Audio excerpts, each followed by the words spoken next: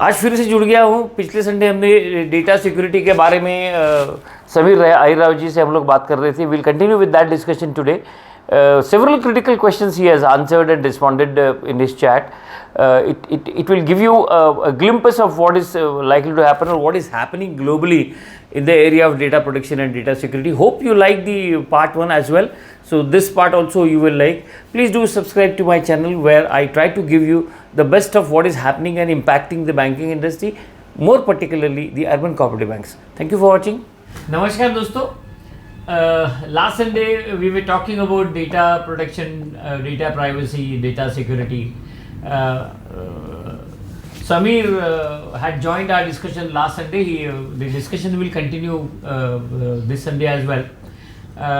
We were talking about the areas of data privacy, how to protect data, and how it's going to change the way we do business, the way urban cooperative banks would be affected with the data protection bill that is likely to come up. Samirji, there is one more question about this data protection and data security, which talks about idea. हम लोग सब आलसी हो गए हैं. We are all lazy. So do you feel that there is a ready-made solution to this data protection, say via some kind of software or some kind of utility where the protection and the security can be made unbreakable or something like that? Yeah. So see, there are technologies, right? There is no like one point solution which will cover, unfortunately, right? There is no magic bullet. Okay. If you are looking for that. So a lot of it goes into data hygiene though, right? So very important message which I want to tell, and again it will resonate with, right, how complex it will be if you want to make it simple, right? So number one, we need to know, right, what are we protecting, right? Know your data. Yeah. Your customer data is important. Your financial statement data may be important for a certain period of time. So first of all, you need to have your basic data inventory, that what I am trying to protect, right? And it gets into data hygiene aspect of it. So the technologies like you mentioned, tokenization earlier, encryption, two-factor authentication. So it is combination of all, but you need to prioritize which controls you want to implement first, right? And you go back up. And any regulators is also telling you, right, what is best suited for you. You should. So number one step, know your data. So once you know your data, have a solid inventory, what data assets you're supposed to protect, and start your journey from there. There are multiple like various softwares, right? You may have antivirus softwares, right? And that's what the most unfortunately popular thing. Yeah. And which was the need of the time. But all these privacy technologies, and that's what we are specialized in, right? Protection technologies. So know your data well and align your controls as per that. And those controls can be your access, basically user access, then how administrative access happens there, and then how your consumers access what by some. So we need to enable consumers, but at the same time we need to secure the data behind that very well. You used a very typical term which we have not yet understood clearly well. You talked about data hygiene. Can you explain that a little bit, data hygiene? How do you explain that? Yeah. So there are multiple, right? Number one, I'll tell you, so how you store this data. So there is a data life cycle, right? You collect data, then you store data, right? Then you use data, right? And then you share that data, and then you are supposed to delete that data. Yeah. So controls across all this data life cycle is basically data hygiene. So starting with collection, right, which we call data minimization. Okay. So when you are doing the KYC, right, so you are getting KYC from a consumer. Yeah. So what data, you really need that information, right? Yeah. You have one mobile number from him, one home number. Do you really need each and part of the personal field you want, right? So sometimes we tend to collect all in one approach, right? And also when you share that data with, say, for example, regulator or other third parties or whatever, right? Do you need to share all of it? Maybe his account number and balance may be a right thing to do. Yeah. So share minimal, right? So all these controls, right? So again, how you store this data? Do you store beyond its retention period? say for example you have retention period of 10 years.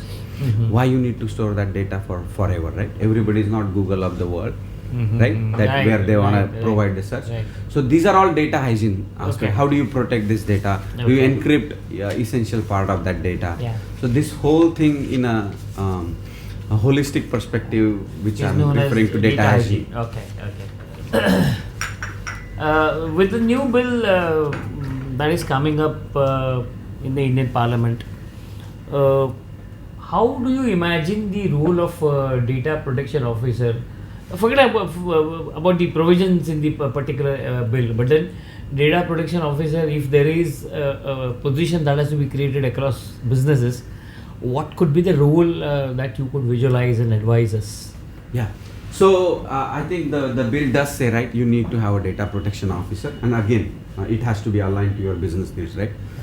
If you are a small bank in the corner, right, where you only have a staff of 10 people, so you may have a part-time data protection. The goal is to have your responsibilities as a data protection mandated by data protection authority. So one thing I will tell you, right to be forgotten is one. Right to access to your data, right? So for example, all these bills, right, there is right to know, right to access, right to correct, and right to delete consumer data. So if I am say for example Janata Sahakari bank customer, what this bill will enable you as a consumer, that they can request bank that what information bank has on them, which data elements and all that, right? And if you are not customer anymore, right, can you delete, right? Correct, So correct. delete my data. So Okay. and I think it's fundamental right, and that comes into the privacy and protection, but within the limit. If you need that data for RBI regulation or retention period of 7 years, that's okay. But whom do you share with this data? Are you making sure you are not selling that data? Or some people, right, inadvertently. So all these things are coming in the data. So who will monitor this? That's a data protection officer Okay, role. So you okay. need to have a authority or some kind of a department within your bank to practice this. Okay. And then you'll come with data, all data lifecycle, data minimization, data basically deletion. How do you do a data hygiene portion? That person will be responsible for implementing those kind of initiative and a single point of contact for all data protection and privacy needs. You spoke of right to be forgotten. Can you elaborate what is this all about? Because the Indian bankers are not really aware. Right to forgetting. What is that? Yeah. So actually, data protection bill has, I think, right to erasure and right to be forgotten Yeah. as a separate stuff. So I'll tell you, it's my one of the favorite control. The right to be forgotten. Right? We never delete data. So you tell me when last time you had a data deletion project, Okay. right? And it's dangerous, right? I'll tell you. I'll give you one. Book reference to all your audience. It's a book by Tom Wheeler. Okay. It's called From Gutenberg to Google. Okay. Right? Remember, Gutenberg to Google, and happy to, if you email me, happy to give reference. So he has actually mentioned that Gutenberg was the first printing press. Okay. How and then we had a railroad, and now this is world of all data-driven economy, right? So what happens? The world of internet. So what we have is a responsibility to be minimalistic about data, protect our own data, right? Do data minimization and things of that part. So data protection bill actually gets into that. But I'll tell you again, coming back to your, sorry for that little bit of diversion. Right to be forgotten is, say for example, I did some mistake, right? I was at age 16, right? And there was some kind of police case. In olden world, right, that police record was somewhere, you may be penalized for that and it's gone. Now if you Google, hey, Samir or Mr. Shirwadkar, and every time you Google, his information comes that, hey, he did some petty crime at some point, and nobody will give him a job. So what European Union, somebody actually sued the European Union for that I have right to be forgotten after some time. I made a mistake, but that shouldn't basically pop up on Google all the time. Well, sure. And make me like disabled for the job. So after say certain period of time, just like bankruptcy, right? I After 7 years, you are good, right? So you have to have the right to be forgotten. I think it's incredibly important. We need to give people chance to Very thrive true. again. Very true. There is one more critical question that is bothering us is that in recent times, to save the capital cost on the technology, many banks have started migrating their storage to cloud. Once the data is stored on a cloud, how data privacy will be applied there, and how the data sovereignty will be maintained on a cloud? That is something which is bugging us also. That's a very important question, and that's where the data protection bill will actually help with the data localization and those kind of requirements. So I'll tell you the cloud, right? Adoption to the cloud, the whole digital transformation journey. The concept, the outsourcing concept, it comes, right? Adoption of cloud is, you're a banker. Yeah. Why you wanna basically manage data centers, right? So Amazon and Googles of the world gave you best option that don't manage data center. We'll host all the data for you. But now that comes with the complexity, right? That now a lot of people started believing that some data is in cloud means it's secure. It's not. Security depends on how you deploy that. So number one, as far as the sovereignty question, I think RBI already has regulation. Yeah. You have to use the Indian cloud service Correct. provider. Correct. But it gives a lot of efficiency, right? On-demand access. Right. So absolutely. So there are cloud security technologies, right? Means our solution is also deployed in cloud.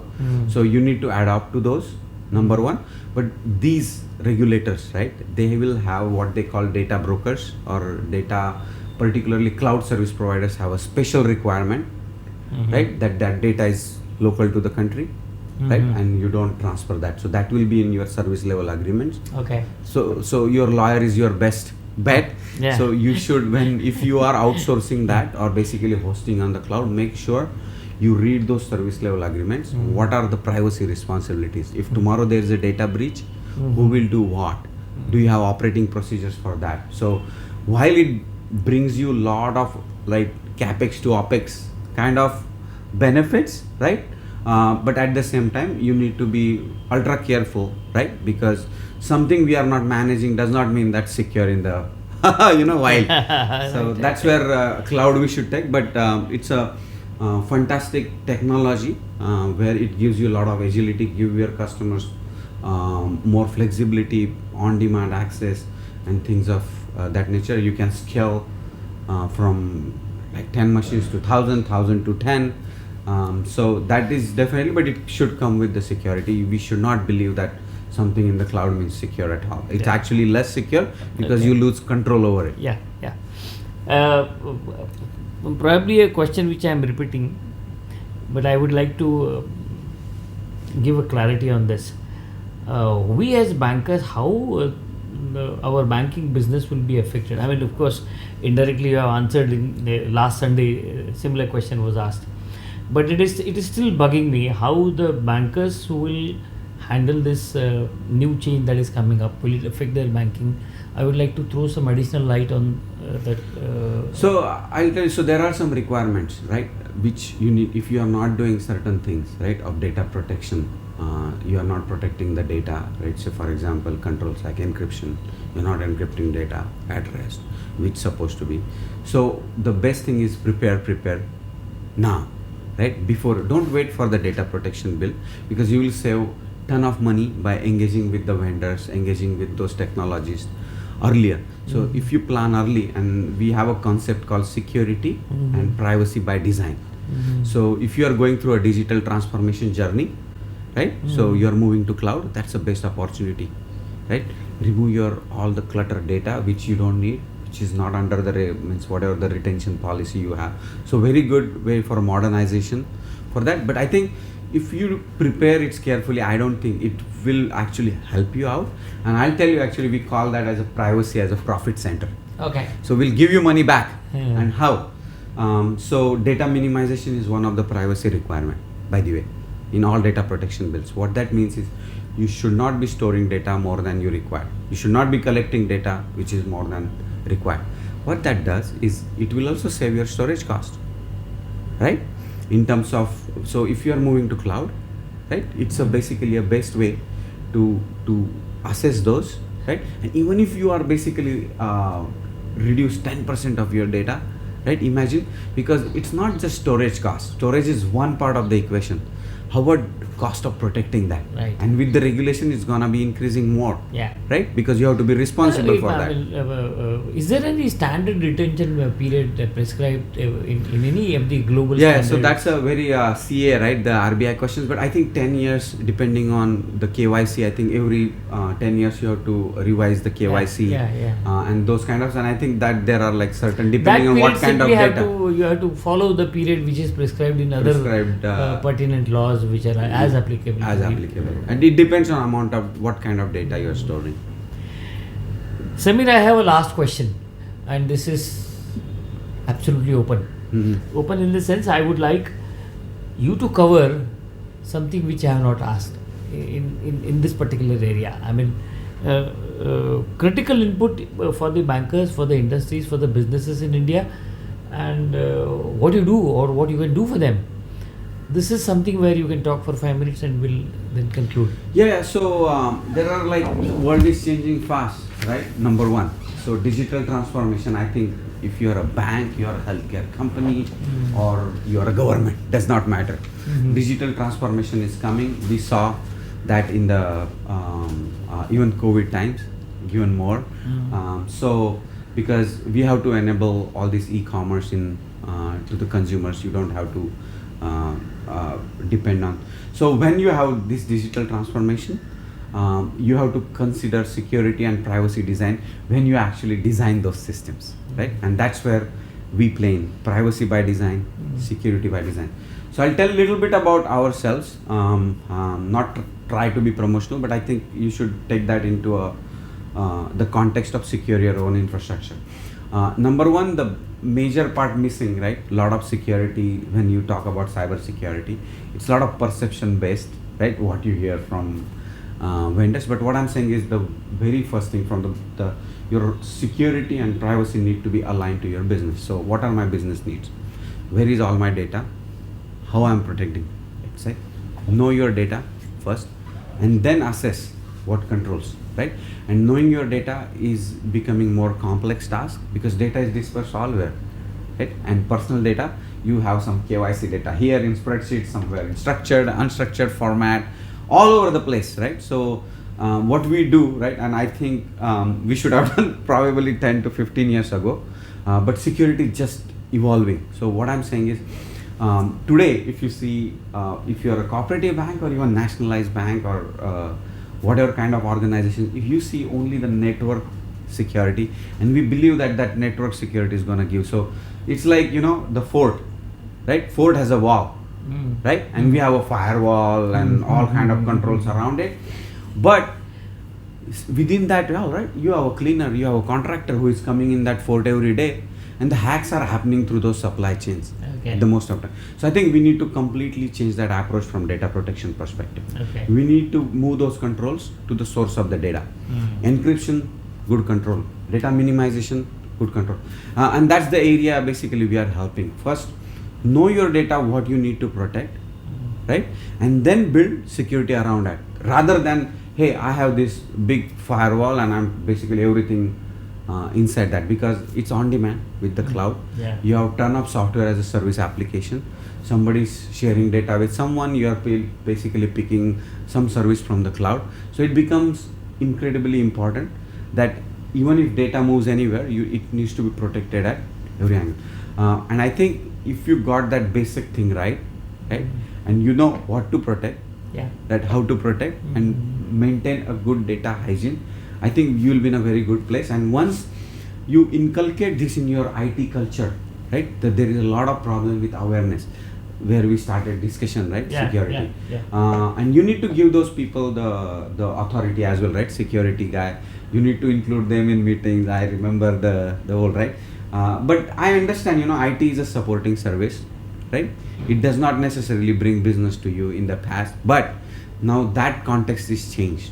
It's gonna basically bring business to you by more analytics into the data.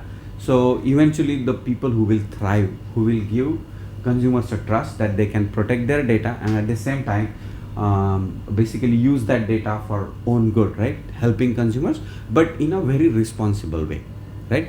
We don't want to do where we are sharing data where we are not supposed to, and those businesses will eventually face all kind of penalties. You know, you might get away for a little bit.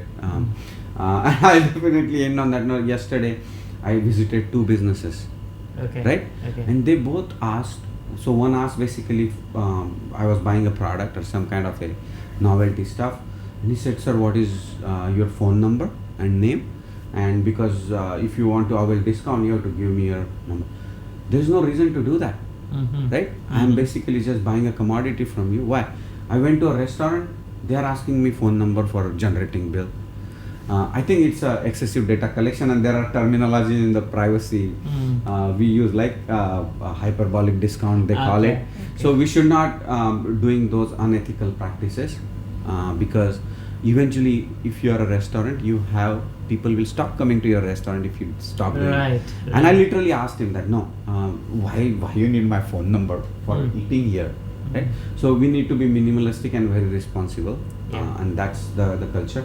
So that's the area we all help in, and if you have any questions, your audience, happy to help.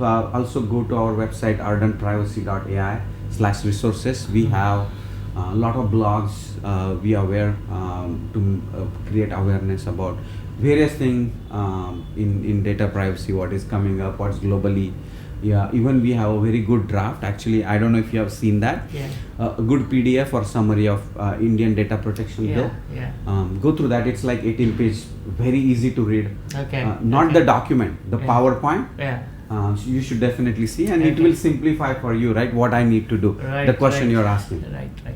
Thank you so much, Samir. One more interview is due. Once this bill is passed in India, we will have one more chat Happy- on this happy for to. the clarity. Thank you so much. Thank you for Enlightening. thanks for having me. Yeah. Bye bye. Yeah. Thank you.